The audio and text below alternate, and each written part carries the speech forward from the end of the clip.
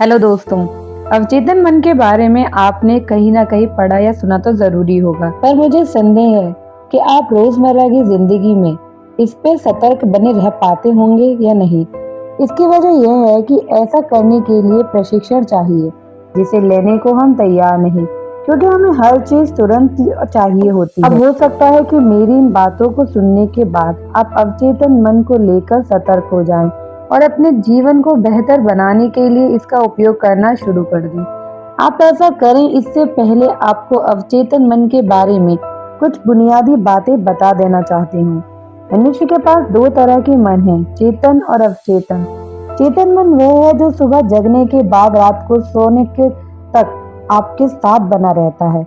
यह मन जीवन को ठीक से चलाने के लिए दिन भर आपका काम करता है।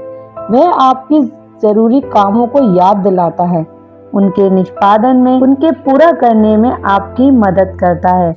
दिन भर के कार्यों को सिस्टमैटिक तरीके से निपटाने में आपका सहयोग भी यही मन करता है। इसी चेतन मन की मदद से आप घर और दफ्तर की जिम्मेदारियों को पूरा करते हैं। अवचेतन मन वह है जो आपको जीवित रखने के लिए शरीर की भीतरी क्रियाओं को संचालित करता है और आपके बार बार सोचे हुए विचारों को दर्ज कर उन्हें हकीकत में बदलता है। अवचेतन मन की शक्तियों को कुछ लोग बढ़ा चढ़ाकर उन्हें जादुई करार देने की कोशिश करते हैं।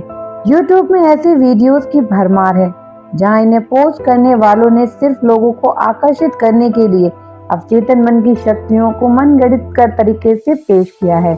हालांकि यह असत्य नहीं कि अवचेतन मन बहुत शक्तिशाली है। समझने की बात यह है कि वह आपकी इच्छाओं को जादुई ढंग से पूरा नहीं करता। आपको उसके लिए स्मार्ट तरीके से काम करना होगा।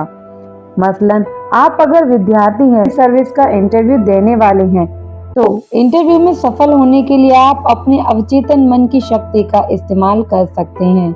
इसके लिए आप दिन में जितनी बार संभव हो और रात में सोने से पहले आंख बंद करके अपने इंटरव्यू को विजुलाइज करें।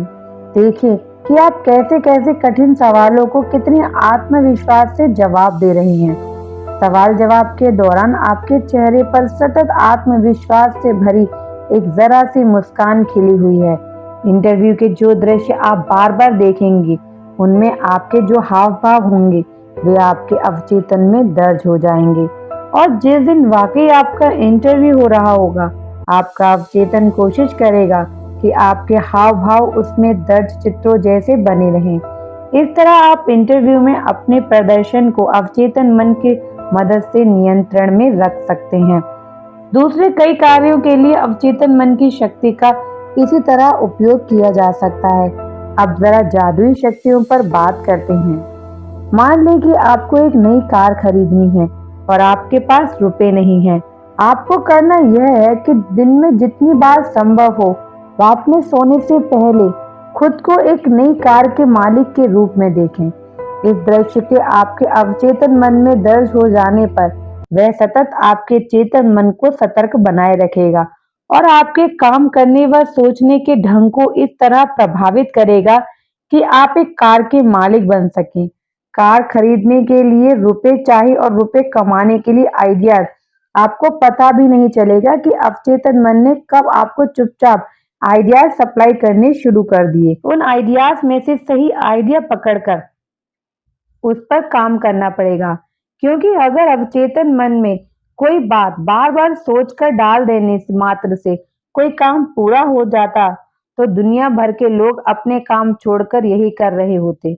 वैसे सच्चाई यह है कि अगर अवचेतन मन इस तरह भी आपके काम पूरे करने में समर्थ होता, तो भी क्या आप दिन में कई बार और सोने से पहले रोज उसके बारे में पूरी भावनात्मक तीव्रता के साथ उस कार्य को पूरा करने के दृश्यों को जीवंत कल्पना करने का बहुत ही उबाऊ काम कर पाते?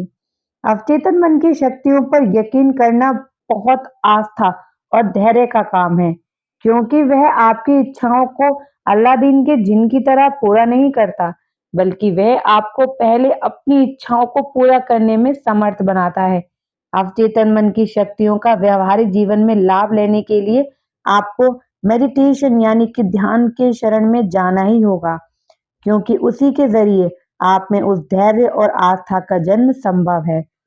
जो अवचेतन मन के पुरस्कार पाने के लिए अनिवार्य है। दोस्तों, आप इस टेक्निक को अपना कर देखिएगा और ये देखिएगा कि आपकी इच्छा इस तरीके से कितनी जल्दी और कब तक पूरी होती है। मिलते हैं ऐसी ही नेक्स्ट वीडियो में।